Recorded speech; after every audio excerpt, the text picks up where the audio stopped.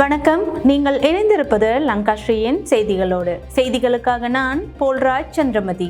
விரிவான செய்திகளுக்கு செல்லும் முன்னர் முதலில் தலைப்புச் செய்திகள். நேபாளத்தில் இடம்பெற்ற வன்முறை சம்பவங்களுக்கு ரணில் விக்ரமசிங்க கண்டனம் தெரிவிப்பு.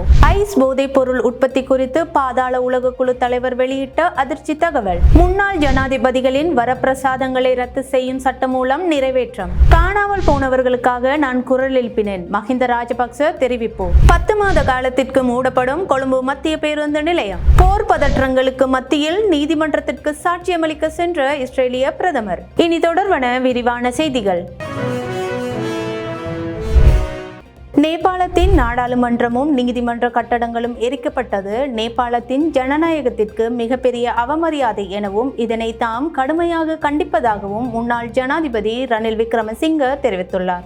நேபாளத்தில் நிலவும் சூழ்நிலைகள் தொடர்பில் கருத்து தெரிவிக்கும் போதே அவர் இவ்வாறு கூறியுள்ளார். இதேவேளை நேபாளத்தில் உயிரிழந்த இளைஞர்கள் உட்பட அனைத்து கொலைகளையும் தாம் கண்டிப்பதாகவும் முன்னாள் பிரதமரின் இல்லம் எரிக்கப்பட்டதும் அவரது மனைவி கொல்லப்பட்டதும் மிகவும் துயரமான நிகழ்வாகும் எனவும் முன்னாள் ஜனாதிபதி ரணில் விக்ரமசிங்க தெரிவித்துள்ளார். கொலைகளை கண்டிப்பதுடன் உயிரிழந்தவர்களின் குடும்பங்களுக்கு ஆழ்ந்த இரங்கலையும் அவர் தெரிவித்துள்ளார்.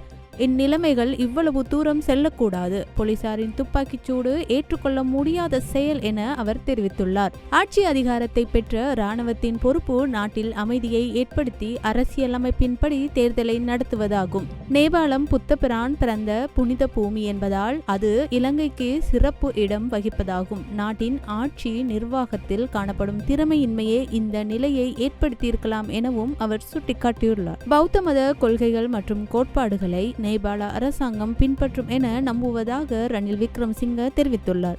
அத்துடன் அமெரிக்காவிற்கு சொந்தமான கூகுள், பேஸ்புக், யூடியூப் போன்ற நிறுவனங்கள் நாடுகளில் ஆட்சி மாற்றம் செய்யக்கூடிய சந்தர்ப்பங்களை உருவாக்கக்கூடிய இயலுமை ஆபத்தானது என அவர் தெரிவித்துள்ளார். இந்த நிலைமையை நாம் அனைவரும் குறைத்து மதிப்பீடு செய்துவிடக் கூடாது எனவும் அவர் சுட்டிக்காட்டியுள்ளார். சமூக ஊடகங்களை முழுமையாக தடை செய்வதற்கான முடிவும் பிரச்சினைகளின் அடிப்படை காரணங்களை தீர்க்காதமையும் இளைஞர்களிடையே பெரும் அதிருப்தியை ஏற்படுத்தியுள்ளது என சுட்டிக்காட்டிய அவர், நேபாளத்தில் அரசியல்வாதிகள் நாளாந்த அரசியலில் மட்டும் கவனம் செலுத்தி நீண்டகால பிரச்சினைகளை புறக்கணித்ததன் விளைவாகவே இந்த நிலைமை உருவாகியுள்ளது என சுட்டிக்காட்டியுள்ளார்.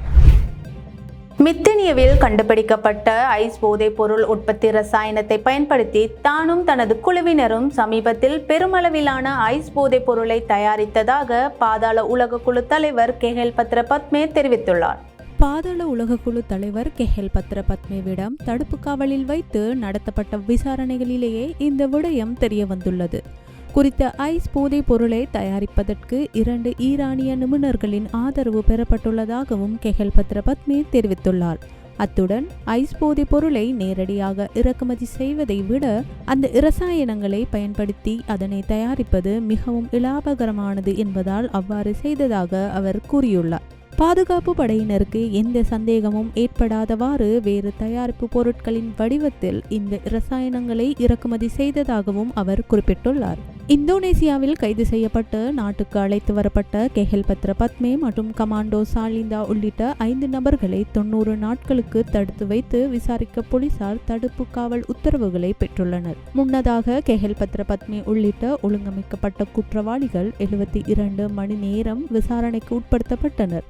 இதன் போது அவர்கள் வழங்கிய தகவல்களுக்கமைய தற்போது போலீசார் தீவிர விசாரணைகளை ஆரம்பித்துள்ளனர். முன்னாள் ஜனாதிபதிகளின் வரப்பிரசாதங்களை நீக்கும் சட்டமூலத்தின் 2ஆம் வாசிப்பு 150 மேலதிக வாக்குகளால் நாடாளுமன்றத்தில் இன்று நிறைவேற்றப்பட்டுள்ளது. முன்னாள் ஜனாதிபதிகளின் வரப்பிரசாதங்களை நீக்கும் சட்டமூலம் மீதான 2ஆம் வாசிப்பு விவாதம் இன்று நாடாளுமன்றத்தில் நடைபெற்றது. இதன்போது குறித்த சட்டமூலத்திற்கு ஆதரவாக 151 பேர் வாக்களித்ததுடன் எதிராக நாடாளுமன்ற உறுப்பினர் சாமர சம்பத் தசநாயக்க மாத்திரம் வாக்களித்தார். அத்துடன் வாக்கெடுப்பின் போது சபையில் இருந்த எந்த ஒரு உறுப்பினரும் வாக்களிப்பை தவிர்க்கவில்லை.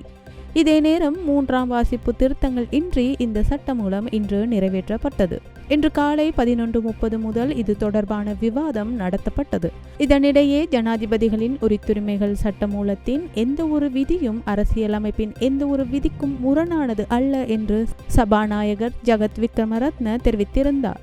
மேலும் நாடாளுமன்றத்தின் சாதாரண பெரும்பான்மையுடன் குறித்த சட்டமூலத்தை நிறைவேற்ற முடியும் எனவும் உயர்நீதிமன்றம் தீர்மானித்துள்ளதாக சபாநாயகர் நேற்று நாடாளுமன்றத்தில் அறிவித்திருந்தமை குறிப்பிடத்தக்கது. பயங்கரவாத காலத்தில் காணாமல் போனவர்களின் மனித உரிமைகளுக்காக தான் குரல் எழுப்பிய போது முன்னாள் நாடாளுமன்ற உறுப்பினர் வாசுதேவ நாணயக்காரவும் தன்னுடன் இருந்ததாக முன்னாள் ஜனாதிபதி மஹிந்த ராஜபக்ஷ தெரிவித்துள்ளார். முன்னாள் ஜனாதிபதி மஹிந்த ராஜபக்ஷ அவருடைய நண்பரான முன்னாள் நாடாளுமன்ற உறுப்பினர் வாசுதேவ நாணயக்காரவை சந்தித்துள்ளார். இந்த சந்திப்பு தொடர்பில் மஹிந்த ராஜபக்ஷ தனது முக புத்தகத்தில் பதிவொன்றை பதிவிட்டு இந்த தகவல்களை தெரிவித்துள்ளார். குறித்த பதிவில் கடந்த காலத்தில் கொழும்பிலிருந்து கதிர்காமம் வரை நடத்தப்பட்ட பாத யாத்திரை இப்போது பலரின் நினைவில் இருந்து மறைந்துவிட்டதாக நினைக்கிறேன். காணாமல் போனவர்களுக்காக குரல் கொடுப்பது, வடக்கு கிழக்கு போருக்கு ஒரு தீர்வை கொண்டு வருவது மற்றும் அரசு நிறுவனங்களை தனியார் மயமாக்குவதை எதிர்ப்பது என்ற நோக்கத்துடன் அந்த பாத யாத்திரை நடத்தப்பட்டது. அந்த பாத யாத்திரை மார்ச் 16, 1992 ஆண்டு விஹார மகாதேவி பூங்காவின் முன் தொடங்கியது. பல தோழர்கள் அதற்காக இணைந்தனர். அவர்களில் முன்னாள் நாடாளுமன்ற உறுப்பினர் வாசுதேவ நாணயக்காரரும் ஒருவராவார். பயங்கரவாத காலத்தில் இலங்கையில் இளைஞர்கள் மற்றும் பெண்கள் காணாமல் போனதற்கு எதிராகவும் காணாமல் போனவர்களின் மனித உரிமைகளுக்காகவும் நான் குரல் எழுப்பிய போது வாசுதேவ நாணயக்கார என்னுடன் இருந்தார்.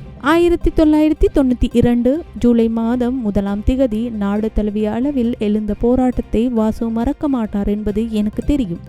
அந்த நிகழ்வுகள் பல ஆண்டுகளுக்கு முன்பு நடந்தவை. அந்த நிகழ்வுகள் இலங்கை மக்கள் சார்பு அரசியலின் அடையாளங்கள். எங்கள் அரசியல் கருத்துக்கள் எதுவாக இருந்தாலும் நாங்கள் இருவரும் எப்போதும் மக்களுக்காக போராடினோம். வாசுதேவ நாணயக்காரவும் நானும் பல யுகங்களாக அரசியலில் ஒன்றாக இருக்கிறோம். அன்புள்ள வாசு, நீங்கள் நல்ல ஆரோக்கியத்தை பெற வேண்டும் என்று பிரார்த்திக்கிறேன் என அந்த பதிவில் முன்னாள் ஜனாதிபதி மஹிந்த ராஜபக்ஷ பதிவிட்டுள்ளார். இலங்கை போக்குவரத்து சபையின் கொழும்பில் உள்ள மத்திய பேருந்து நிலையம் நாளை முதல் எதிர்வரும் 10 மாதங்களுக்கு மூடப்பட உள்ளதாக அறிவிக்கப்பட்டுள்ளது. இலங்கை போக்குவரத்து சபையின் பிரதி பொது முகாமையாளர் PHRT சந்திரஸ்ரீ இந்த அறிவிப்பை வெளியிட்டுள்ளார். இதன்படி புனரமைப்பு பணிகள் முடியும் வரை புறக்கோட்டை, போதிராஜ மாவத்தை, குணசிங்கபுர மற்றும் பெஸ்டியன் மாவத்தை ஆகிய இடங்களில் இருந்து பேருந்துகள் இயக்கப்படும் என இலங்கை போக்குவரத்து சபை தெரிவித்துள்ளது. இந்த நிலையில் நீண்ட தூர பேருந்துகள் பெஸ்டியன் மாவட்டத்தில் இருந்து இயக்கப்படும் என்றும் ஏனைய குறுகிய தூர பேருந்துகள் போதிராஜ மாவட்டத்தில் இருந்து இயக்கப்படும் என்றும் அறிவிக்கப்பட்டுள்ளது.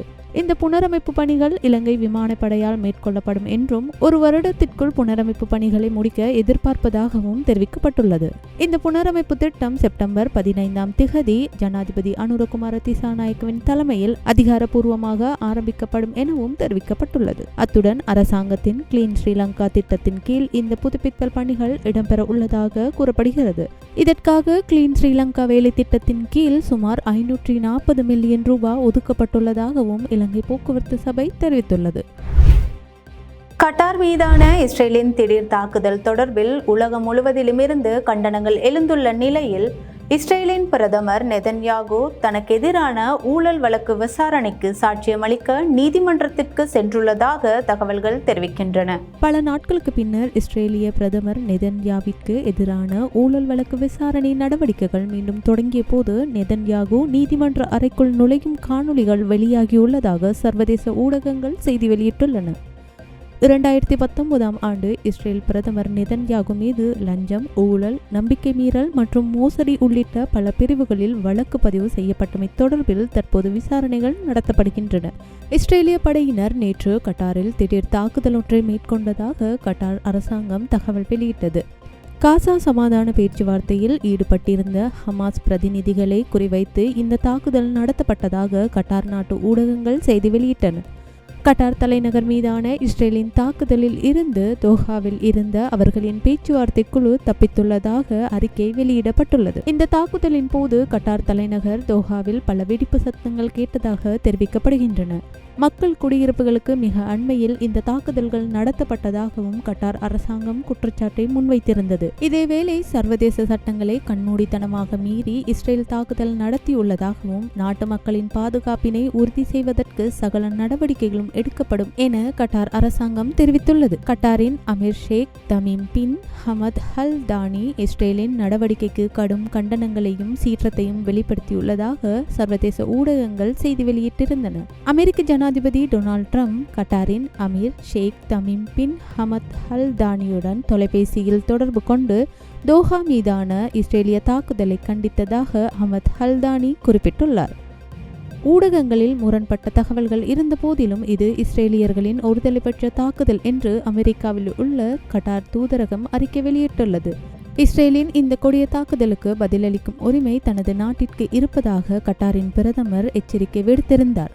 இந்நிலையில் இஸ்ரேல் தனது எதிரிகளை எல்லா இடங்களிலும் குறிவைக்கும் என்று இஸ்ரேலின் பாதுகாப்பு அமைச்சர் அறிவித்துள்ளமை குறிப்பிடத்தக்கது. இத்துடன் லங்காஸ்ரீயின் செய்திகள் நிறைவடைகின்றன.